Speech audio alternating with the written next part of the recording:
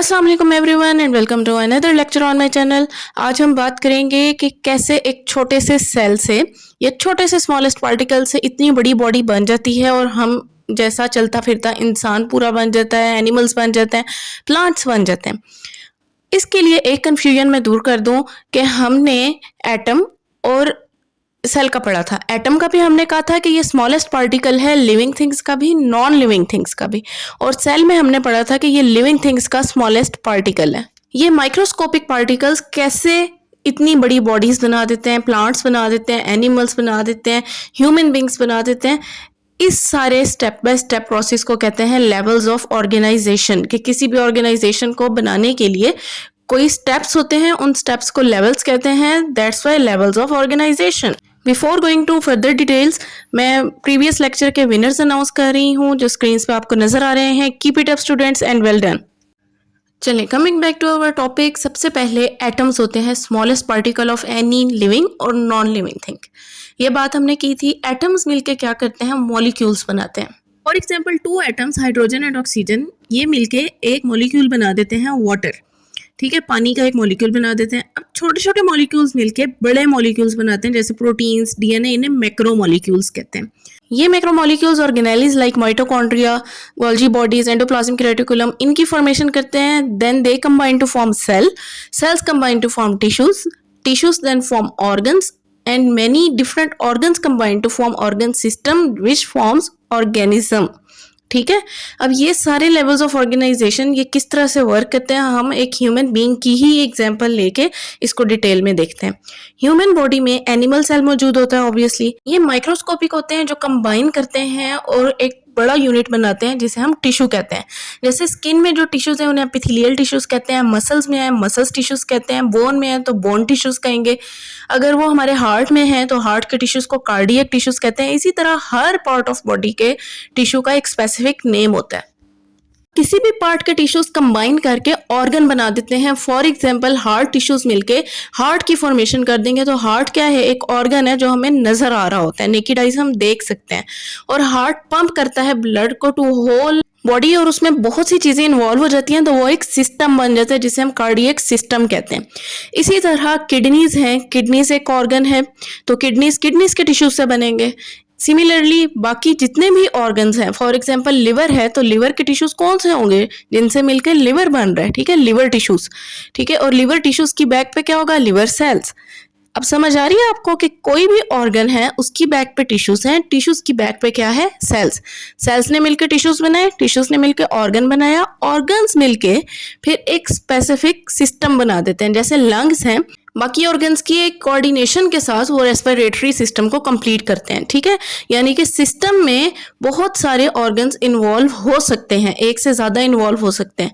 Brain central unit है हमारी body का, मेन ऑर्गन है जहां से मैसेजेस हमारे हर सिस्टम को ट्रांसफर हो रहे हैं। सिस्टम को हो रहे हैं तो दैट मीन्स हमारे ऑर्गन्स को भी जा रहे हैं, टिश्यूज को भी जा रहे हैं और सेल्स को भी मैसेजेस ट्रांसफर हो रहे हैं। तो ये सारे ऑर्गन्स जो हमने स्टडी किए हैं ये एनिमल या ह्यूमन बॉडी के ऑर्गन्स थे। अब एक सिस्टम था, जिस तरह हमने अभी स्टडी किया कि रेस्पिरेटरी सिस्टम, इस तरह हमारी बॉडी में बहुत से सिस्टम्स होते हैं। सर्कुलेटरी सिस्टम है जिससे ब्लड फ्लो कर रहा होता है, एक्सक्रीटरी सिस्टम है, डाइजेस्टिव सिस्टम का हमने पढ़ा था। तो डिफरेंट सिस्टम्स कंबाइन करके, more than one systems combine करके एक ह्यूमन बॉडी बना देते हैं, कंप्लीट ऑर्गेनिज्म बन जाता है।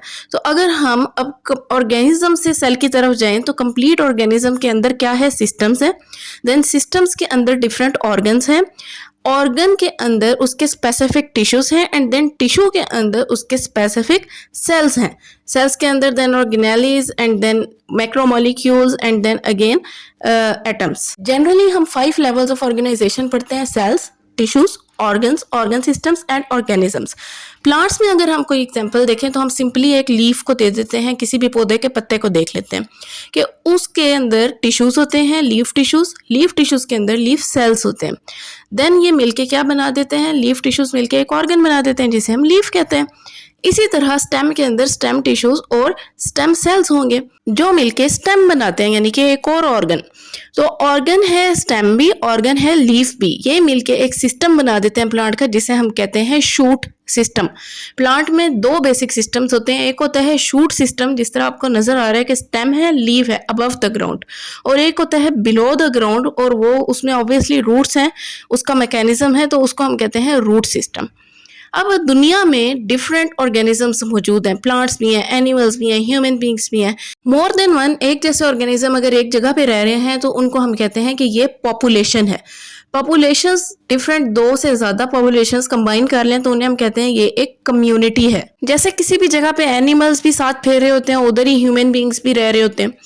अब अगर हम ब्रॉड स्पेक्ट्रम में देखें तो हमें अपने इर्द गिर्द पानी, जानवर, परिंदे, हर चीज नजर आ रही होती है। डिफरेंट कम्युनिटीज जब एक जगह पे रहती हैं तो इनको हम इकोसिस्टम कहते हैं। जैसे अगर पानी के अंदर रहने वाले ऑर्गेनिजम्स की बात करें, प्लांट्स सारे कलेक्टिवली बात करें तो हम कहेंगे वो वाटर इकोसिस्टम है, और जहाँ पे हम रहते हैं ये लैंड इकोसिस्टम है।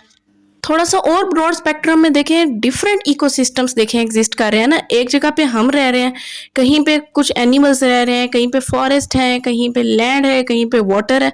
तो ये सारे इकोसिस्टम्स कंबाइन जब करते हैं तो हम इन्हें ओवरऑल एक बायोस्फीयर का नाम देते हैं। बायो का मतलब होता है लाइफ, और स्फीयर अर्थ से रिलेट करते हुए स्फीयर का वर्ड यहाँ पे यूज किया जाता है।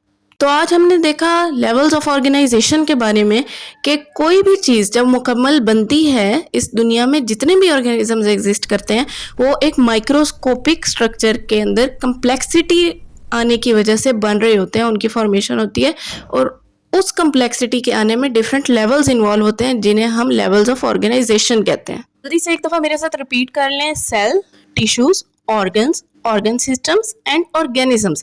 ये 5 लेवल्स ऑफ ऑर्गेनाइजेशंस आपको लाजमी आने चाहिए। आई होप कॉन्सेप्ट्स क्लियर हो गए होंगे। Stay tuned. अल्लाह हाफिज़।